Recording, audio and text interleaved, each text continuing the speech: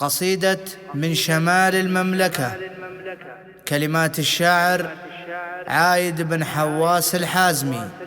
أداء المنشد حسين آل بيد. تمنى الحازم موت شهيد دون حد الدار والبيت الحرام، شايب الحازم مع الطفل الوليد جاهزين للقى ما هو كلام.